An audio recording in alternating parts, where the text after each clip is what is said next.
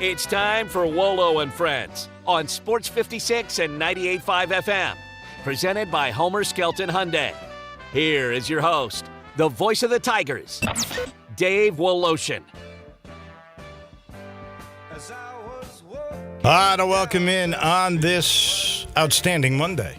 So nice to have you with us. Man, have we got a lot to talk about. Grizzlies finally get their first win. Wasn't easy. Wasn't easy at all. Took a run. They were actually down 16 after the third quarter.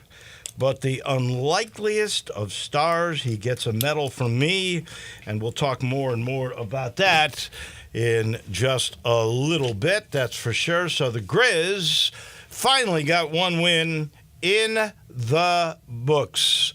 It's opening night for the Tiger Hoopsters. Penny's sixth year, but no Penny. I looked this up. Rick Stansberry started his coaching career in 1981 at the school that he played for. I probably was a grad assistant at Campbellsville. So this is basically 42 years later. And he had a stint where he was the coach at Mississippi State for 19 years? Something crazy like that. Long, long time. Rick Stansberry, in 42 years of coaching, I will bet you he has never been an interim coach, and that's what he is tonight. He's the interim coach for 3 games. That is wild, and we'll talk about that with Jason Munns, last segment of the show. Tiger football team, they never make it easy, do they? Never make it easy. But you know what? They're 7-2, and they go to Charlotte to take on Biff Pokey and this crazy Charlotte team that's actually won a couple of games now. They take them on in Charlotte, first time ever meeting between the two, and Memphis is an 11-point favorite to go 8-2 on the year. Now, if you're 8-2, and if SMU wins their game this week, you would think that game has the potential for that winner of being in the championship game against Tulane. Now, Texas San Antonio will have something to say about all of this. We'll look over those possibilities as the week unfolds. But that's where you stand right now. If you're 8-2 coming back for the SMU game, you had 30,000 legit there on Saturday. What a gorgeous day, by the way. I really hope there's 35-40. I really do. Because this team, and I know their defense is suspect, and I know crazy things can occur, but this team is really a fun team to watch. And I think we'll remember that Tevin Carter to Rock Taylor 85-yarder that sort of broke the game open. Tevin Carter, who'd thrown 2 career touchdown passes all earlier this year against Bethune-Cookman, hadn't really played. That's it. He was 1 out of 2 coming in for 9 yards. Then he was 2 out of 3 with 94 yards and a touchdown because Rock caught a nice pass, stiff-armed a guy, and went 85 yards for a touchdown, and that kept that game in check for the Tigers. Last night, we'll give out medals in a little bit, but, I mean, it is significant because the Grizz, it was looking bad. I mean, the score after 3 is 86-62. And you're thinking, uh-oh. The other beautiful part about this, and I'm going to give him a medal, is Bismack Biyombo. You realize he signed 4 days ago? You realize he wasn't supposed to start, but Xavier Tillman had knee soreness. So instead of going a different way, because Aldama was able to come back in this game from his ankle injury, Taylor Jenkins made the decision to start Biyombo. And, man, did that ever pay off. Only the second time this year the Grizzlies win the rebounding battle. They got 11 rebounds out of Biyombo, critical rebounds in their big run in the fourth quarter. I believe it was 23-2 that basically earned them that win. He was brilliant. He had blocks in that series. He had big-time rebounds. He had a dunk on a great feed from Desmond Bane. he was the salvo. He was the salvation. And the Grizzlies are now 1-6 on the year, so they walk away from that West Coast swing with 1 win and 2 defeats. Crazy stuff, but they get it done finally, and that was good news. And while we're on hoops, so Penny's 10th. This will be the Penny 6th year. In 6 years, Penny's won 110 games. He's lost 52, but he will not be here. So we mentioned Rick Stansberry will be the guy to guide the Tigers through the Jackson State game. Those Tigers have 11 guys returning and all 5 starters. And it's kind of interesting. In some preseason magazines, they were picked to win the conference, the SWAC. But in the coaches poll, and, sometimes that becomes political popularity. Some coach doesn't like another coach, won't vote for that coach. However it works. And I don't know what the case was in this. Maybe it's legit. But in the coaches poll, Jackson State was picked 4th. Now, they were not great last year. And, again, they got so many guys coming back. But you would think with experience and maybe a newcomer here and there, we'll see. We'll see tonight. I'm going to get into this in a little bit. No DeAndre Williams. And I'm disappointed for the kid, and I'm disappointed for the Tigers, and I'm disappointed for the sport. And when I get to Rust's, I will explain. Is this a team, even without DeAndre, that has Sweet 16 talent? We will discuss that very thing. And Javon Quinterly, and our friend Jason Munns wrote a nice story about him. He looked very rusty in the game against Lemoyne Owen. But we'll get the sense from Munzie about him, too. Lots to talk about because it's opening night for the Tiger basketball team. 7 o'clock this evening, Jackson State in town. And we got a lot to talk about with college football. Besides the Tigers, there was the Arkansas win over Florida. Ole Miss continues to do exactly what they have to do. And Missouri hung in there against Georgia. It was pretty good. The picks this week, oh, my goodness. Zach Boyd, is it really ridiculous for me to brag on myself? No. You've been picking winners all season. So I was 5-0-1 this week. I really wish I bet on If I bet on these things, I'd lose. I promise you. Since I got no pressure.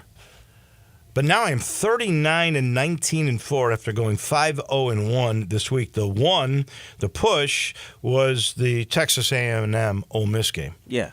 Zach, 2-3-1 this week. Steady. Close to 500. You've done okay. So you're 12-10-2 overall.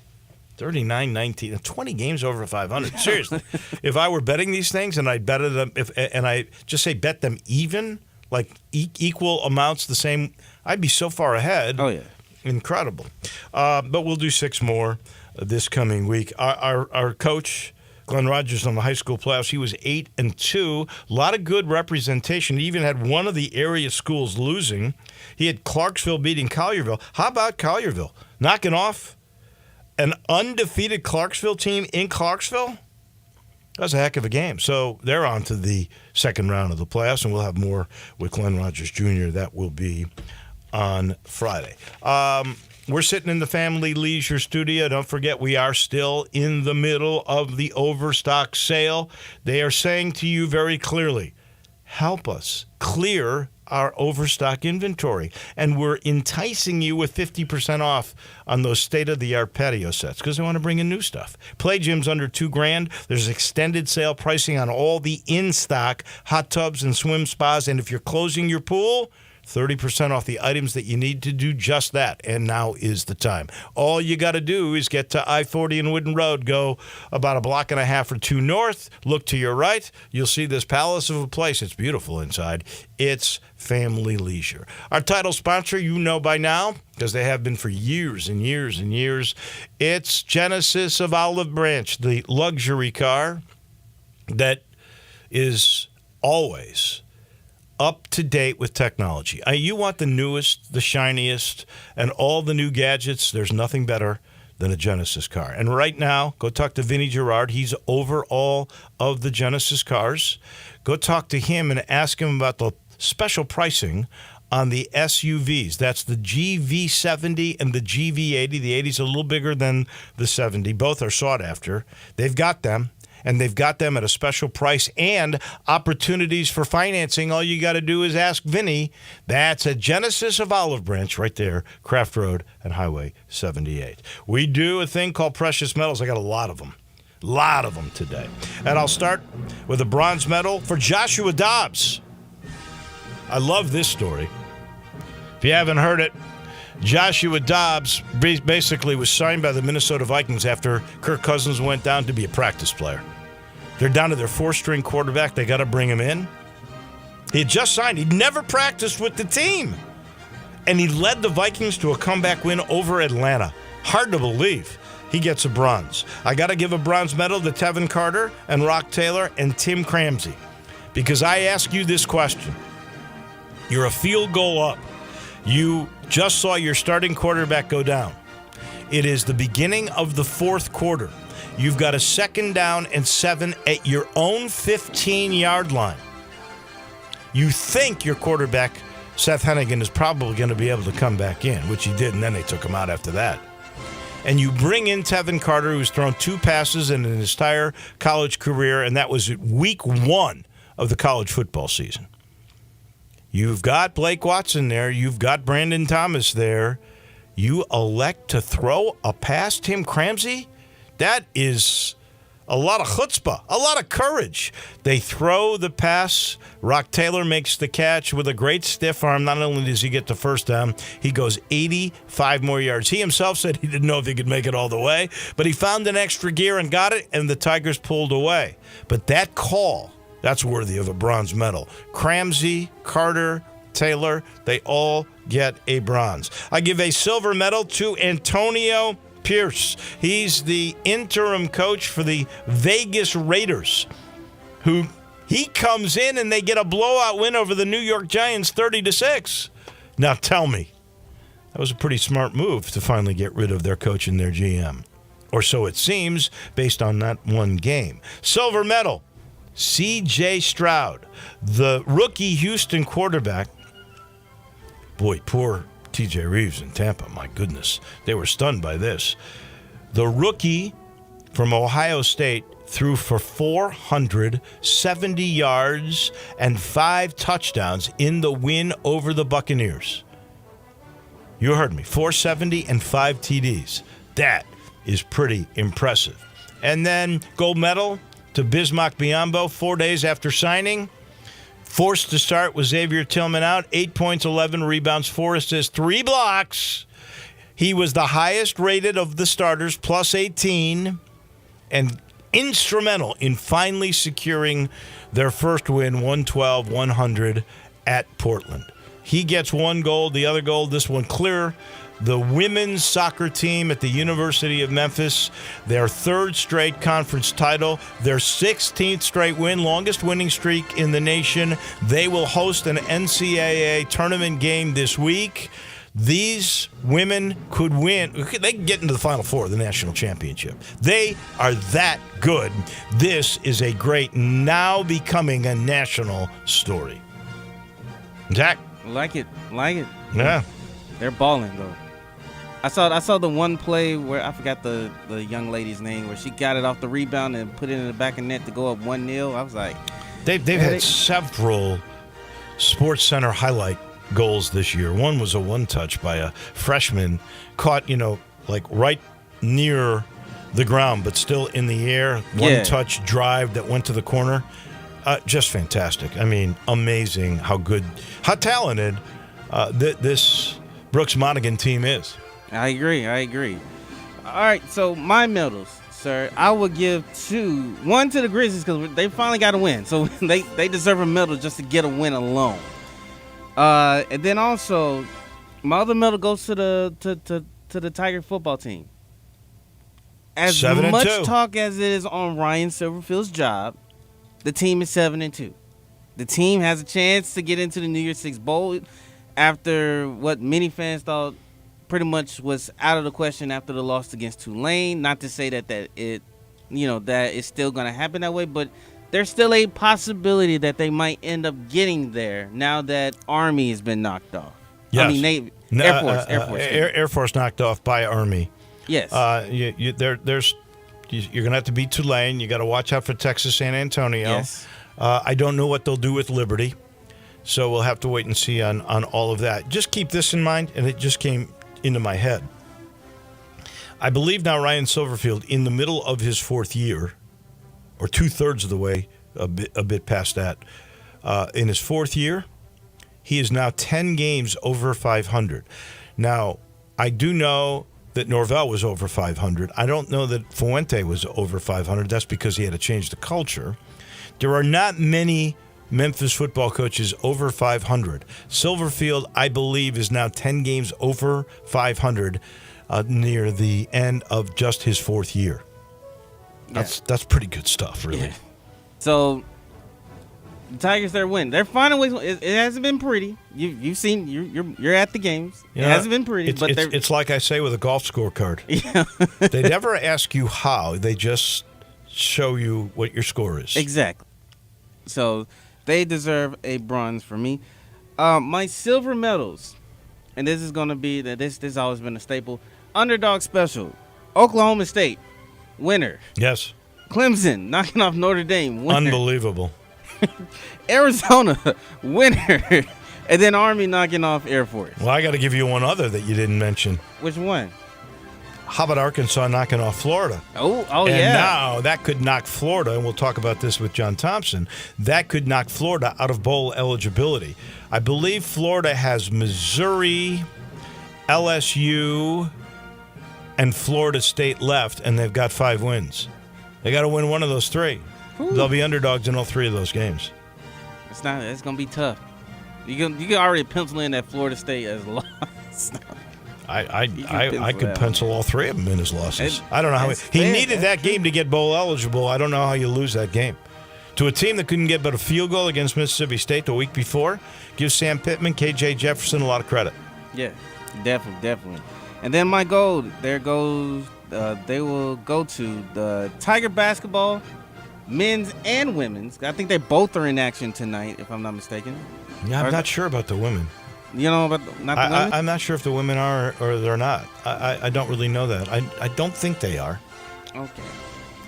I know but the men are in though. action. We have a pair of Tigers, Jackson State and Memphis. That I know. Yeah. So the men are in action tonight. So yeah. they will start their home opener, like you mentioned before in your opening statement. And the women are in action tonight. Are they? Who are they playing? They are they're in Murfreesboro, facing Middle Tennessee. Okay. Oh. Good luck to them. You know, new coach Alex Simmons. I think she's going to be terrific. And I've already done a couple of TV shows with her. Delightful. And I think she's got a bunch of talent. I think this team is going to be pretty good. I think they have a chance to compete in their conference. USF is always a really good basketball team, but I think they can compete. It'll be fun to see how they do. Look, Madison Griggs, the young lady from the area, that is going to become the number 1 3-point shooter in the history of the school. She's going to break Rodney Carney's record at some point this year. She's already the greatest woman shooter. She's going to become the best 3-point shooter in the history of the school. That is impressive. That is impressive. And then my other gold goes to a pair of quarterbacks. You already mentioned both of them. Josh Dobbs coming off the bench, getting the win, and then C.J. Stroud. Wow, incredible. C.J. Stroud 4 touchdown passes in the game. I've said it before when C.J. was going through the pre-draft workout, because everybody was like talking about, I was like, we don't know if he's gonna work out. We don't, you don't know what you're gonna get out of these Ohio State quarterbacks. Right. And I'm like, he went up against a Georgia NFL level defense in the semis and was holding his own, toe for toe with that Georgia defense. He could play in the NFL, and he's showing that now. He sure is. I am surprised at how well he is playing, for sure. 2 rusts. I'm going to start with college football defenses. I looked this up today. 18 FBS teams scored 42 or more points this weekend. In the Tigers game, you had 2 teams in the 50s. There's no defense. I mean, if I look to see how many got 30 or 35, it might be 40% of all the FBS teams. It's crazy. There's no defense being played. It's wild. And then I'm going to give a rust to the NCAA on the decision for DeAndre Williams. And I say this not just because I feel bad for the kid. For instance, if he goes to play in Europe, some lower division European team, which he can work his way up and end up making decent money, but he will not make near the amount of money playing in a smaller division Europe than he would with NIL money. So you hurt the kid financially. That's one. Two, obviously you hurt the Memphis teams because this kid, all-conference player, starting, coming back at his age, he would have helped Memphis dominate. But here's the biggest part of it all. You're a sport that's trying to compete with other sports for attention, for marketing dollars. You're a big business. You have television partners that care about star power. You've just taken a kid who could average 20 points a game, be high profile, on a program that is pretty high profile, that gets great television market penetration in its own market, let alone the region. It's a great marketing story, a kid that was misguided when he first got into college, and now he can be a hero. You can right the wrong. It's a terrific star story. Sports need stars, and you've just denied a star to be in your sport. You've hurt yourself. That's what I don't understand. Oh, you know how it is. It's the integrity of the game, Dave. You know. It's very selective integrity is what I would like. All I can say, and I think it's a tough decision. I think Memphis has enough talent still to go to the Sweet 16. I really do, and I think their chemistry is not going to take any hits because somebody would have been out of this rotation had Williams come. A starter would be out of a starting role had Williams had come. That might have caused some problems. Believe me, I'd rather have him. But I think it's a blow for the sport and, of course, for the kid, too. I think it's a lose-lose for everybody. I just don't get some of these NCAA decisions. All right, that's my thing. What's your rust? I guess I'll consider this a rust, but it's to be determined at the moment. Okay. I'd say the in-season courts. The NBA, they're crazy. Tournament courts. I don't like them. It's like we talked about it earlier today. I said, yeah, like the camera's gonna need to be white balanced pretty much at every timeout because it is. Well, that one in Portland is loud, I guess is the best way I could put it. I would much prefer the one that we saw last night to the one on the in-season. I think we've seen pictures of the one Memphis will have, right? Yeah, it's like a smoky gray. Yeah, I mean, I don't like them.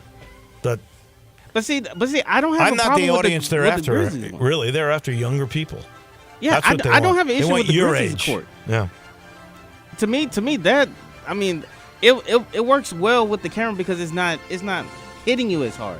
Now the court in Portland, the court that's that New Orleans is gonna have, like, you know, it pops and it stands out, and so any type of color clash that you want to. Like the jerseys that the teams are gonna wear, it's gonna clash with it. So it's like, I don't know. Like it's to be determined for me. But I give it a rust far. myself. I'm with you at least at the moment. And those are our medals. I'll let you know we will head to Atlanta with our coach John Thompson in a minute. This portion of the show brought to you by the Spirit Shop. Weekend over. There is Monday Night Football. There is Tiger basketball. Maybe you want to kick back at home.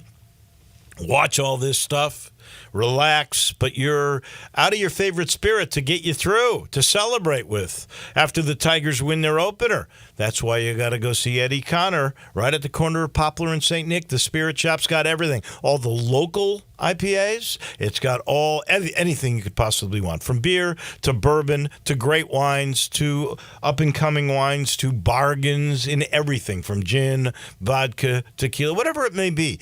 Any spirit, they got it at a good price, service that is outstanding, and they love talking about spirits. You get an education when you walk in there. Poplar and St. Nick, 4848 Poplar, that little log cabin down from Clark Tower. You've passed it by in the heart of East Memphis a million times. Go in, say hello, tell them we sent you, and stock up for the week at the Spirit Shop. Back in a minute. John Thompson is next. We are real sports talk. Sports 56 WHBQ.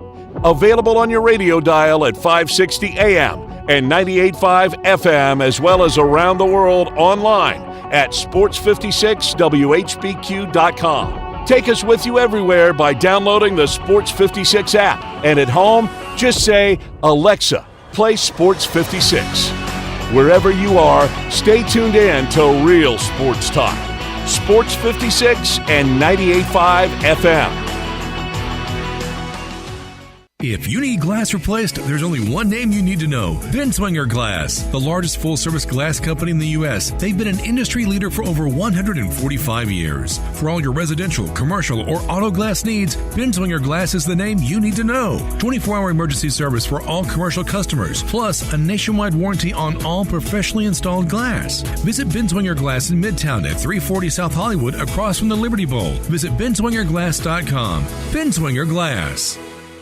Genesis Diamond's first ever 3-day store-wide sale is this weekend. 3 days of mind-blowing savings, up to 35% off. Earrings, bracelets, bands, pendants, plus thousands of engagement rings, all on sale. Designer jewelry has been flown in from New York and California for this. Certified diamonds, lab-grown diamonds, and luxury pre-owned Rolexes are also included. Don't miss the biggest and best store-wide event all year. Save 20, 30, even 35%. This Friday, Saturday, and Sunday only. And only at Genesis Diamond. Poplar and Perkins Extended. See store for details. Welcome to the Rendezvous. This is John Vergas. When my dad started the Rendezvous in 1948, I don't think anyone could have imagined we'd still be serving shoulder, cheese plates, and our world-famous dry rub ribs 75 years later. But we are still here in the basement, in an alley in downtown Memphis. We sincerely thank you for making the Rendezvous what it is today. Charlie Vergas Rendezvous. Schedule your holiday gift deliveries today at hogsfly.com. Now, back to Wolo and Friends on Sports 56 and 98.5 FM, presented by Homer Skelton Hyundai.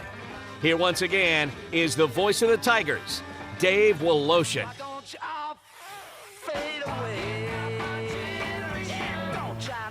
Welcome back into Atlanta we go. Our coach, John Thompson, standing by. This portion of the show brought to you by Conway. Reputable service available in Memphis 7 days a week. You can always count on Conway at 384-3511, no matter what your problem is. With heating, cooling, plumbing, or electric, Conway to the rescue.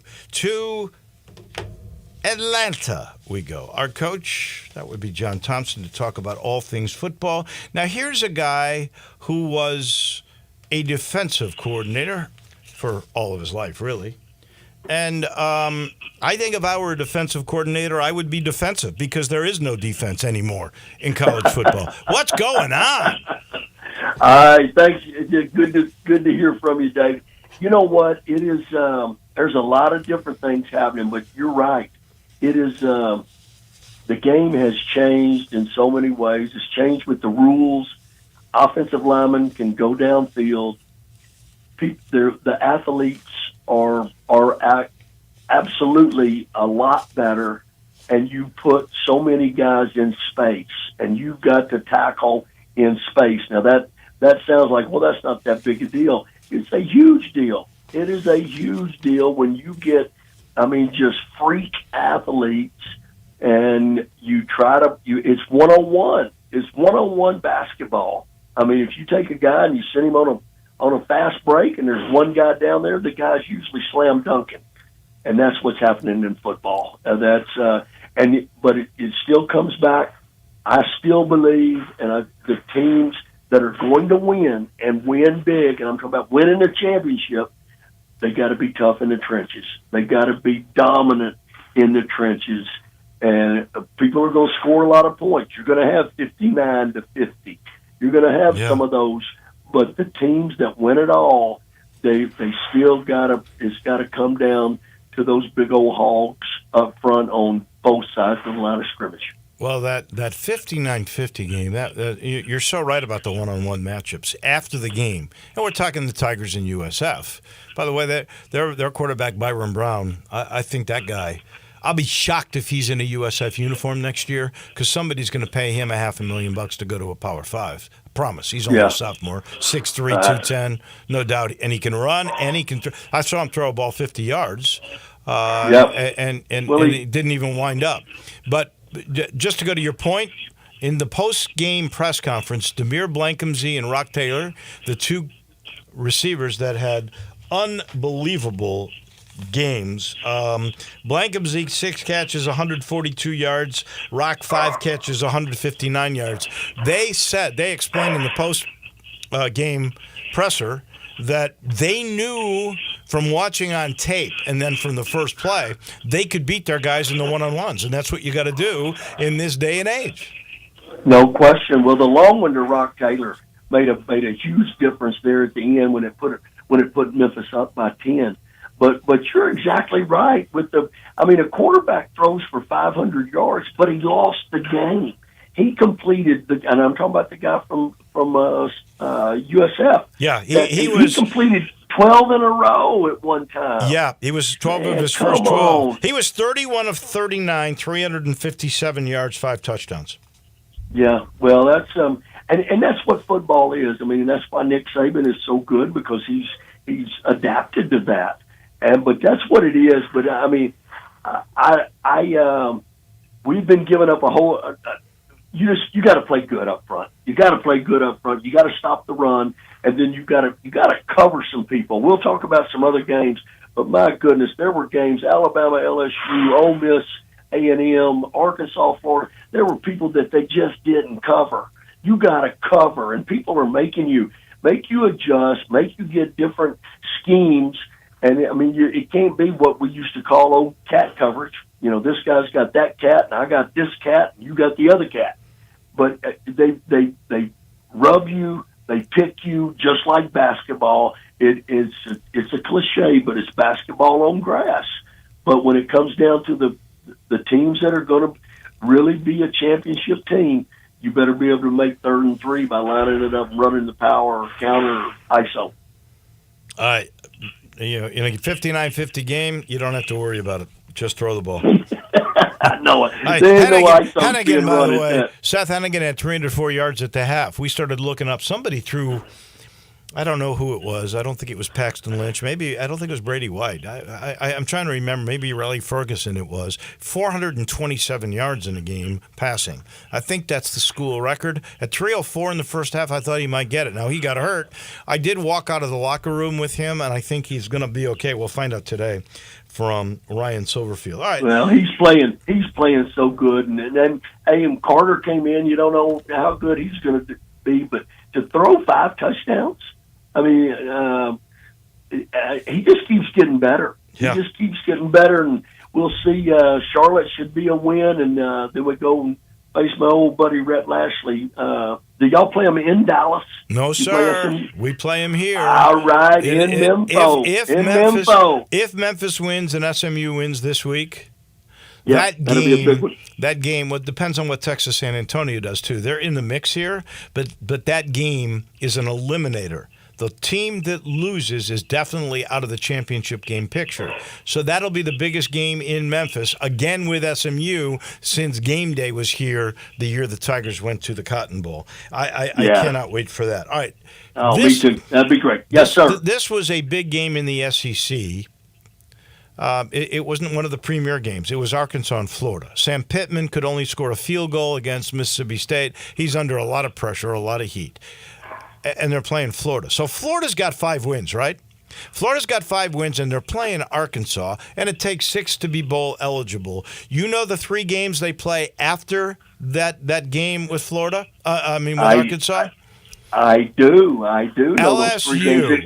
Missouri, FSU. How about that? They got to win this game, and they lose this game. The pressure's off Pittman for a little bit.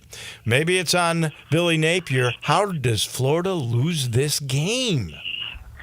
Well, Florida had no answer on either side of the ball for Arkansas. That's what I mean. Florida is very young at the skill position. They just had no threats. Their threats are freshmen. I mean, they don't. When you used to go into the swamp, when you had Jaquez Green and Riedel Anthony or any of those, Tim Tebow, any of those guys for years and years that they just had the weapons. Well, I don't see that in Florida right now. And then they had some problems with clock management late in the game. They had some substitution errors late in the game. And, when Arkansas gets the gets the strip 6 to start the game, that used to be like, okay, that used to just irritate Florida, and then they were going to come and score 55 points on you, running and throwing the football. But now it's not there. So, it's just not happening with those players in Florida. And no big plays made by Florida. The game was the K.J. Jefferson show, 100%. Ole Miss. Who would have ever believed they would be 8-1 at this point? Now, Jerry Palm's got them, by the way, in the New Year's Day Six Bowl. I think they've got them in your hometown in Atlanta in the Peach Bowl. There you go. They outlast A&M 38-35. Now they got the big one this week. Georgia at Georgia, and they're 11.5-point underdogs in that game. I don't expect them to win. I don't know about that spread, but who would have thought the Rebels and Lane Kiffin, Jackson Dart at 8-1? Well, Ole Miss is still running the football. That's why I think they got a chance against everybody that they play. They were impressive against A&M's front seven. Now and then they still have explosive runs, but Ole Miss dominated the first half. I really, really think so. Their offensive line played really physical. And then, hey, how about Lane and Jimbo? All the talk, and then Kiffin when he puts the put them to sleep. Like, how can that happen? I'd like to see how they diagrammed that play when the guy was wide open. Yeah. Can you believe like a guy like Spook Murphy or Johnny Ball or Billy Brewer going and put the sleep sign on him like Kiff did to Jimbo? But Dart is playing. You know what I'm talking about when they put their hands on the side of the face? Oh, yeah. He did that on the trick play. But, Dart had no turnovers. That's the difference in the game. Junkins runs for 100. Yeah. Trey Harris is a bona fide stud. Hey, I do want to talk about one thing, though. Now, sure. With the Turner that was ejected from the game with a shot to the groin. I mean, that should have been both ways. The offensive lineman for Ole Miss, I mean, may have antagonized him a little bit there with when he had his helmet between his legs, and then Turner comes up. That's hard not to take a shot at that. That was pretty ugly. We're getting more of these shots to the groin. It was a couple of weeks ago we had one. Remember? Yeah, that's a bad deal. Yeah, that's a bad deal. But hey, Jimbo's it's going to be tough on him. His final game, or well, I shouldn't say his final game, but then they got LSU still coming up. That's going to be tough. I think they're a little restless down in College Station right now. They definitely are. The payoff is pretty still big. We'll have to see on all of that. Missouri hangs with Georgia, right? 30-21 at Georgia. I think Missouri's for real. I think it's between them and Tennessee for the second best team in the East, right? I agree. I mean, the quarterback's playing so well, and Eli's done a great job of coaching. He may be the coach of the year in the SEC. I mean, if Kiffin beats Tennessee, then he might be it. But I think it's between those two guys. But hey, they did a really good job. I mean, the receiver and the quarterback are unstoppable. And my man Blake Baker playing. I mean, I heard during the game he blitzes more than anybody in the country. Man, that made me get chill bumps. What a great thing to have that title. But Blake Baker, the defensive coordinator at Mizzou, so they're definitely for real. A really good team. Good team. They got a good quarterback, a good receiver, a good running back, and as you say, a defense that'll gamble and blitz and has been pretty effective. Yep. We'll see what happens with the Vols and with those Tigers. And then we got to talk about LSU and Alabama. Good game pretty much until Alabama takes over. Well, Milroe just got better and better as the game went on. Early, I thought he was kind of holding the ball. He was looking, but then the speed, man, when he puts a foot in the ground, that when he was kind of sprinting out to the left, he put a foot in the ground and just exploded into the end zone. but the coverage bust by both teams was ridiculous to me. The first touchdown by LSU, Neighbors, the touchdown, he goes, it's a coverage bust, and that drives Saban crazy, but between one of the two safeties had the guy. I mean, they're playing match coverage, which it's a zone matchup, and so it's man in the zone principles. But you can't leave a guy running wide open down the darn middle of the field. But Milroe's legs, more so than his arm, but both teams had explosive quarterbacks. I mean, it was Daniels was really good in everything. His reads, his progressions, his confidence, all of that was the difference. And when he went out of the game, LSU, got outscored when he goes out of the game. And again, I'm going to say this: I don't think LSU is DBU anymore. No. Defensive back university. They've got some. But here, hey, one thing how do you think Nick Saban, the referee, the white hat guy, his name, I don't remember his first name. I put this note down. I was watching. His last name was Gotro. Ooh. G-E-A-U-T-R-E-A-U-X. That's a Cajun name, baby. Yeah. I'm saying it. Come on now. I've seen him before. You can't have that. Okay. All right, last thing. You got to pick which is your favorite game this weekend. Tennessee at Missouri. Auburn at Arkansas. Arkansas is actually favored in that game, which is surprising to me. Ole Miss at Georgia or Florida at LSU. And, Florida's got to win a game here. Yeah, I think the most entertaining game is going to be Ole Miss, Georgia. I mean, I like, Auburn and Arkansas would be fun. That's all of that's good. But Ole Miss and Georgia is keeps getting better and better and better and better.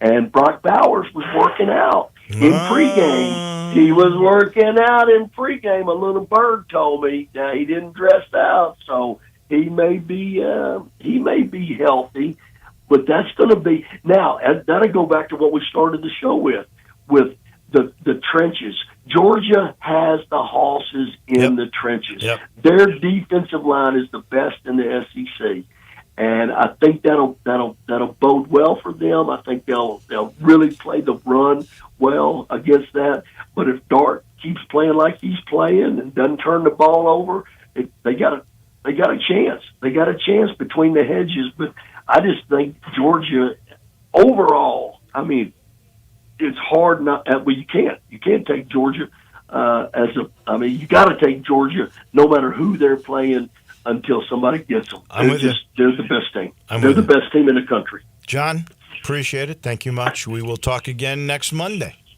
Me too. You just get me fired up, and then I'm just down the rest of the day. I get fired up about talking about this, and then I'm just... What do you mean you're not going to be down? Your team's in a playoff game. No doubt. We got to get ready. I got to get ready. Get ready. Thanks for pumping me up. Thank you, man. Appreciate you. All right. Great talking to you, Dave. Thank you. Thanks, you everybody. too. We appreciate it. That's our coach. That's John Thompson. Down in Atlanta, he's brought to you by another guy who could be a coach, or he's like a punt returner in windy conditions. And, you got to have experience. That kick, maybe it's a left-footed kicker or rugby kind of thing. You're not sure how to position yourself unless over the years you've seen it all. My guy, Sheldon Rosengard and Mark Spensdorf, he's seen it all. He's with the oldest real estate company in town, and I think he's the oldest guy. He still goes 24/7, 365. He really does. And he's got a strategy. It's like knowing how the winds are going to be on a return. He knows how to position himself no matter what the market is. He'll tell you got to talk to 2 or 3 different real estate brokers, but make sure he's one of them. And then you'll find out all about his highly successful strategic marketing that goes with the 3 Ps of preparation and pricing and everything else that you have to know, and he knows, when it comes to getting to the closing table. All you got to do is call Sheldon, 483-0546, or go to MemphisRelocate.com. It's MemphisRelocate.com because relocation is a large part of the company's business. He's got it all. Get with the best. Get to the closing table the quickest for the most money with Sheldon from Mark Spensdorf. Back in just 1 minute. It's opening night at FedEx Forum for the Tigers, and Munsey's all over it. Jason Munz from the Commercial Appeal is right around the corner. Add a little fun to your lunch break. Join Johnny Radio for Sports 56 Happy Hour from 11 to 1 every weekday on Sports 56 and 98.5 FM. Guns, guns, and more guns. Over 700 firearms in stock. Home defense guns, old guns, new guns, used guns, big guns, little guns. Every gun you can think of, Classic Arms has them. All brands like Glock, Sig, Colt, Ruger, Smith & Wesson, Browning, Beretta, Benelli, Remington, Winchester, and more. Guaranteed lowest prices in town. Only gun importer in the Mid-South. Free gun inspections and appraisals and free bore sighting for the upcoming deer season. Shop online at ClassicArmsOfMemphis.com or visit Classic Arms at 1740 Germantown Parkway behind Corky's Barbecue in Cordova. Hi, this is Troy Fivesh, owner of Fivesh Roof Services. If you need a new roof for your home or business, we hope to hear from you and will work hard to earn your business. We are experts and certified in residential and commercial roofing, siding, and gutter installation. I have been serving the Memphis area for over 20 years, and now with 2 of my sons working with me, we plan to be here for years to come. So if you need a roof, please give us a call. On a personal note, what a great time it is to be a Memphis sports fan. With the Grizzlies and the Redbirds and 901 FC, not to mention Tigers football and basketball, it's going to be a fun year. Thanks to Coach Silverfield and Coach Hardaway and their staffs for their dedication to the student and athletes, the University of Memphis, the City of Memphis, and us fans. Five Ash Roof Services, a proud partner of the Memphis Tigers and the official roofer of the Tigers home team. Five Ash Roofing, fair, honest, and ethical. 367-0050 or memphisroofer.com. 367-0050 or memphisroofer.com. Five Ash Roofing, it's what we do. We're here for you. Wow, I feel good. Shopping at DriveMax.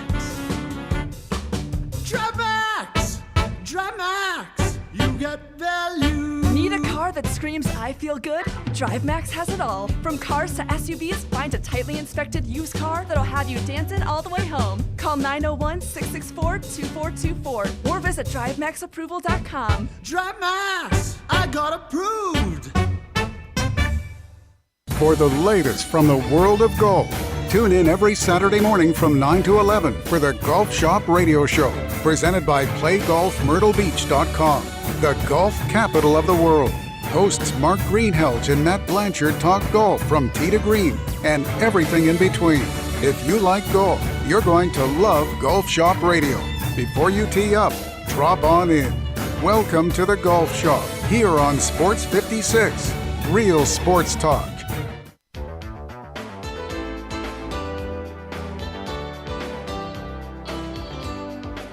Now, back to Wolo and Friends on Sports 56 and 98.5 FM, presented by Homer Skelton Hyundai. Here once again is the voice of the Tigers, Dave Woloshin.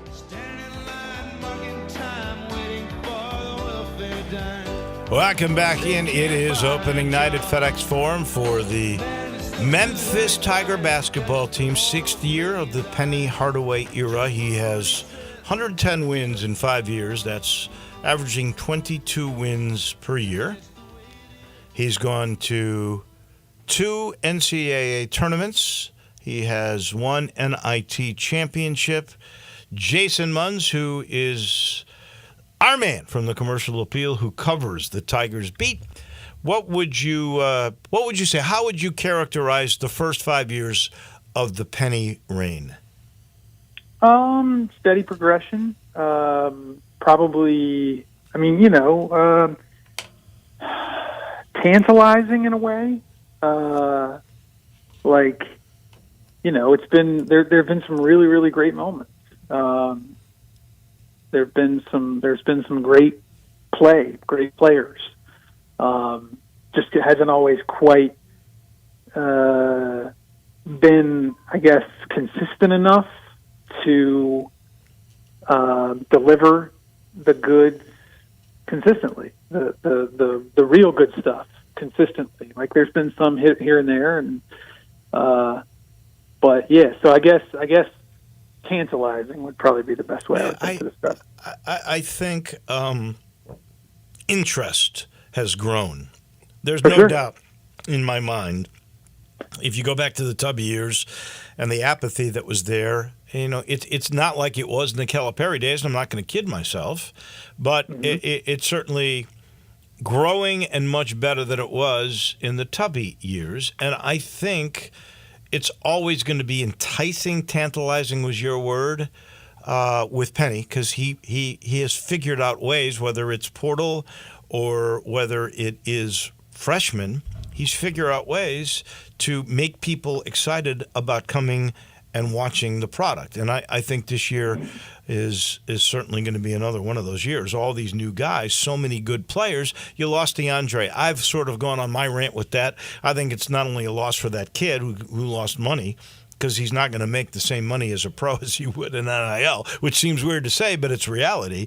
But it's a loss for the sport. A sport that needs sports to market itself is losing the opportunity to have a guy who's a good guy. So I think it's a real loss. I do think, however, this team can still go with the talent it's got to the Sweet 16. What's your thoughts? I think that's what I predicted. Every year I do a 5 bold predictions, and that was one of them. I think this is the year they get, over that first weekend hump. And I think part of that is they're going to have I believe that they are going to perform well in this non-conference, with this non-conference schedule. Obviously, it's probably the toughest one that they've had in a very long time. And so because of that, and because I think they're good enough to really make some waves early, I think they get off that 8-9 line, the 8-9 seed line in the NCAA tournament. I think that's going to help them get past the first weekend. It would be the first time since 2009. So I think they're due. I think this is setting up to be a really, really nice season. Of course, if you had plugged DeAndre into the mix or back into the mix, you would think that would have raised the ceiling considerably. But I've said this all along. I don't think you need DeAndre to, get to that second weekend. I don't think you need him. You certainly, it certainly would have helped, but I think this team has plenty of talent. The guys that are most intriguing to me on this team are, one, David Jones. I think he's the guy that can be DeAndre Williams. Jaquan Walton, certainly, I think Penny has said, could be the most gifted physically of all of the players. Then you've got Javon Quinterly, who's going to be your starting point guard, who honestly looked pretty rusty in the game that he played against Lemoyne-O, and he's coming off of having an injury with a hyperextended knee. Maybe he's worried about that. He's a guy that was the 6th man of the year in the SEC on a team that was number 1 for most of the year with Alabama a season ago. He's got to be really good for this team to be really good, doesn't he? Yes, he does. First of all, he's the point guard, and that's obviously, your quarterback, your captain, whatever you want to call him. As much talent as there is around him, to maximize that talent, he's got to be as good as he could be. And he's very good. You mentioned it already. SEC 6th man of the year. He was the SEC tournament MVP a few years ago. And he's got what it takes. It's just a matter for him of putting it all together and doing it consistently. That's what you want to see out of Javon Quinterly. I hope he is the guy. All right, so you're looking around. Obviously, the 2 rookies of the year, freshman of the year in the American preseason were J.J. Taylor and Carl Sharonfont. Clearly, the guy that's going to be used so far from what we've seen is going to be Ashton Hardaway. Yep. That's intriguing. What are the most intriguing storylines for you that we'll see at least in these first 13 games? Those are the non-conference games. So in your predictions, most intriguing storylines, non-conference games, and what do you think their record will be? I would say depth. I think that's going to be, how much are we going to get from Jonathan Pierre? How much are we going to get from Malcolm Dandridge? What are you going to get from Jaden Hardaway? He looks, like a 6th-year senior should. I think he is going to be a big, an important piece for this team, and so to me that's intriguing. The depth. How's it all going all going to shake out, and how's it going to look? You brought up Ashton Hardaway. I even put that in my bold predictions last week that he's going to prove the AAC coaches wrong. There's 3 freshmen on the team. 2 of them get named co-freshman of the year, and one of them is not Ashton Hardaway. I think he's the one who's going to win AAC freshman of the year. He's going to be an important piece of the rotation as well. And then, besides that, we talked about Javon Quinterly. Can he be consistent? David Jones, can he be that DeAndre type guy? DeAndre averaged 18 and 8 or something like that last year, 19 and 8. Yeah. If you can get that out of David Jones, and there's no reason to think after 2 exhibition games, that you can't, or something close to it, then that's going to be really intriguing. I mean, honestly, though, like out of all the starters, maybe so far, who intrigues me most is Caleb Mills. Like, what are you going to, or can he go back to being, what he promised, what his potential showed at Houston that first year and a half? He was I want to say, wasn't he the second year he was going to be there? He was the preseason American Athletic Conference Player of the Year in the preseason, and then quit the team 4 or 5 games in, right? Isn't that what happened? That is exactly what happened. Yeah. And then he transferred after that season. So, a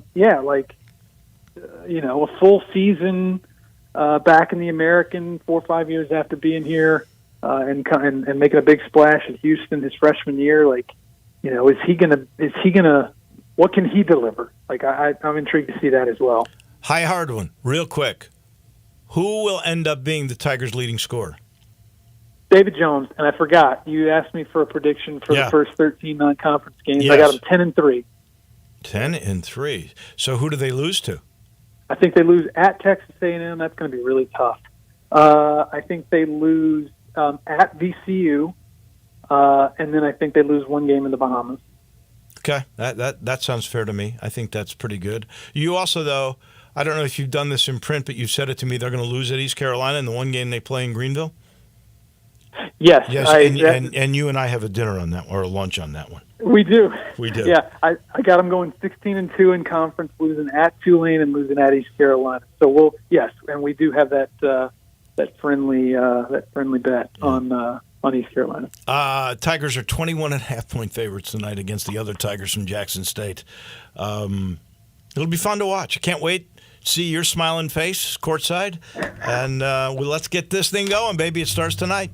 All right, let's rock and roll. There you go. That's Jason Munns from the Commercial Appeal. Thank you, Jason. We'll talk next Monday. That's our guy from the Commercial Appeal.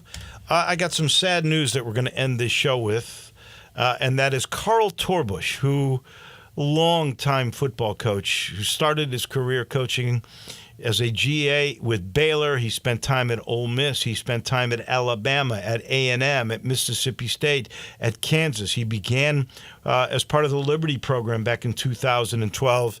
At the age, I think, of 73, Carl Torbush passed away. I think he'd been battling ill health for a while. Our condolences to anybody who has ever been connected. I know my friend Mike Fitzsimmons spoke the world about Carl Torbush, but he has passed away this past evening. That sad news we pass along.